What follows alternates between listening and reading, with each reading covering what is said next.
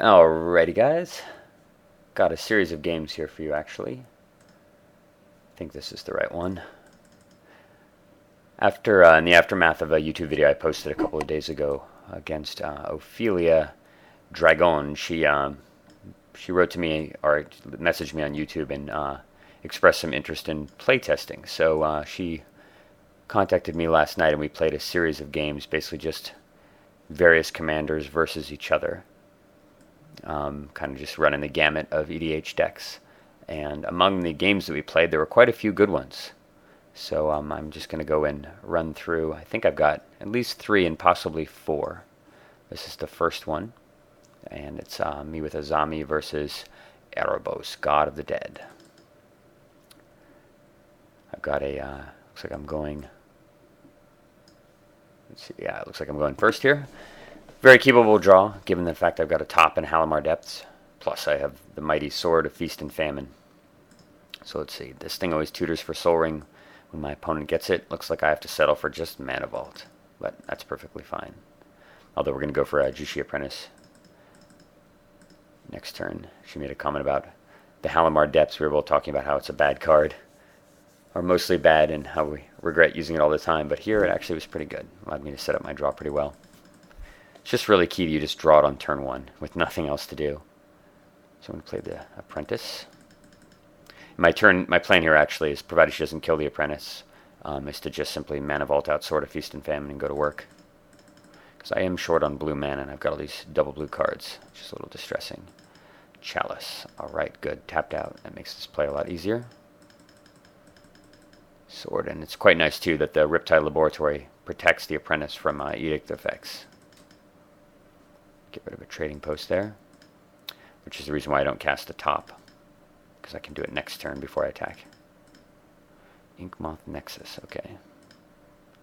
The Abyss. Well, normally we'd be very unhappy to see that, but I've got the sword.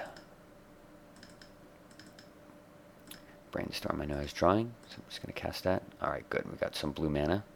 Unfortunately, another clunky triple blue, which is actually, I think this showed up in the first game of our match, and just crushed her, basically, because Mono Black has just no way to deal with Future Sight. At least, no good way. Alright, so we're looking at the top here. Forbid, Future Sight, Jace. Well, the Forbid is certainly very nice, but we're planning on just strip mining this turn.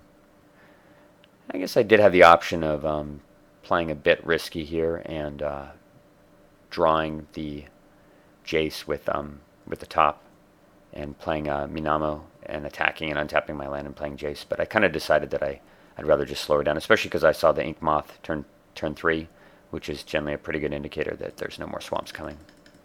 So I'd rather just strip mine, keep her off double black, even if that means I can't play Jace for a turn. And sure enough, there's Tectonic Edge. And Mana Crypt. Stupid Mana Crypt, always out there causing problems. Clock of Omens. I'm not really sure why she's using this. I mean, I kind of get that it's explosive when you have other mana artifacts, but to me, Clock of Omens is very much a win more type artifact, given that it's, you know, at best, like in this situation, it's a 4 mana, it's Thran Dynamo, basically, but only because Mana Crypt's in play. And to me, this is very much win more. The only time when Clock of Omens you're really feeling particularly good about having it in play. I mean, I guess maybe she's got Trading Post and a few other things, but or things I haven't seen. But for the most part, it's just kind of, I don't know, it's a little decadent. A little win more. Here it works out well for her, though. Alright, here we go.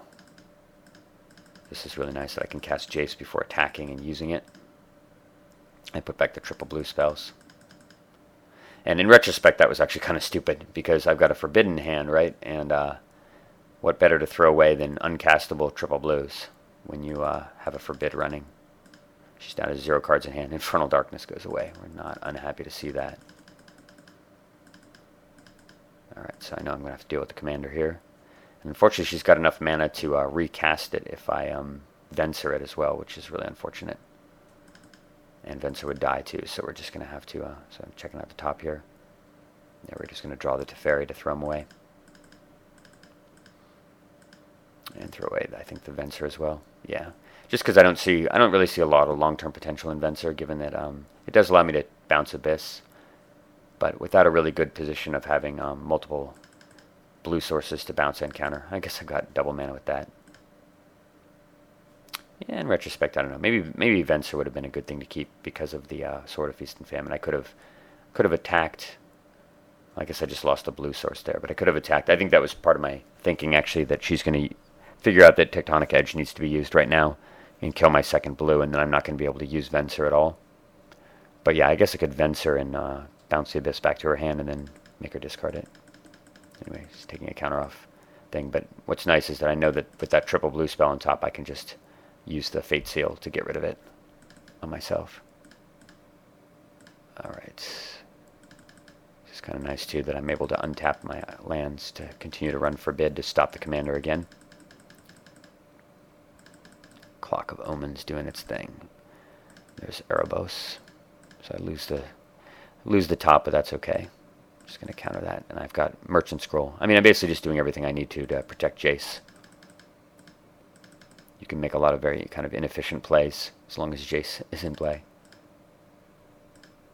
So Winter Orb shows up. Wait a minute, what's going on? We're in buggy replay territory. Well, maybe not actually. Nope, that's not true. I guess I did play Winter Orb. Yeah, and I'm getting Mana Drain. Okay, good. We're not in buggy territory. I was thinking, like, why the hell did I tap 5 mana to play Winter Orb? That makes no sense.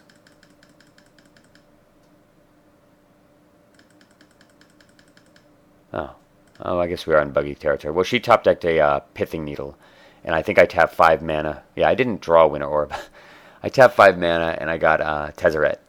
Cast Tezzeret and put Winter Orb in play, and she top decked Pithing Needle. Which, yeah, there's this buggy crap. Well, it's unfortunate you don't get to see. This game actually got really interesting because she drew a... I had to Mana Drain something, and then she drew a Slash Wraith or something. The equipment that gives a creature +1/+1 equal to the number of swamps you control. So she was able to make Inkmoth Nexus a 5/5 Infect, which actually kind of became a bit of a problem. And I had to play around it for a couple of turns. First, the germ died at least that it put into play due to the Abyss.